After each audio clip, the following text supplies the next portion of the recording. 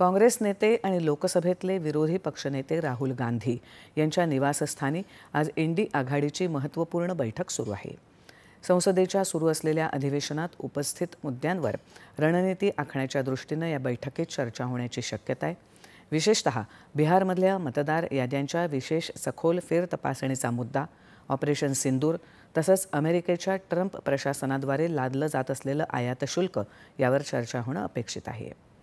दरम्यान बिहारमध्ये निवडणूक आयोगानं राबवलेल्या सखोल मतदार पुनर्तपासणी मोहिमेवर संसदेत चर्चा व्हावी अशी विरोधकांची मागणी आहे। मात्र सरकार चर्चेसाठी तयार नाही असा आरोप काँग्रेस अध्यक्ष मल्लिकार्जुन खरगे यांनी केला आहे। या मागणीसाठी खरगे यांनी राज्यसभेचे उपसभापती हरिवंश यांना पत्र लिहिलं आहे।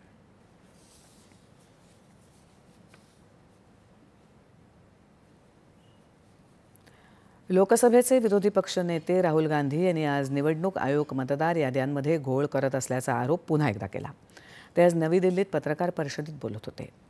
महाराष्ट्रात लोकसभा आणि विधानसभा निवडणुकीदरम्यान मतदारांची संख्या मुद्दाम वाढवण्यात आली, त्यामुळे विधानसभेत बनावट मतदान झालं असं सांगत ही वाढवण्यात आलेली संख्या 1 कोटी नवे मतदार इतकी असल्याचा दावा राहुल गांधी यांनी आज केला।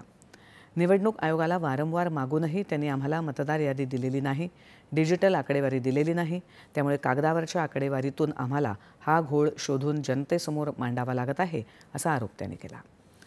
कर्नाटक निवडणूक आयोगानं राहुल गांधी यांच्या दाव्याला प्रत्युत्तर देताना मतदार यादीत अपात्र लोकांची नावं घातल्याच्या आरोपाचा पुरावा द्यावा असं म्हटलं आहे।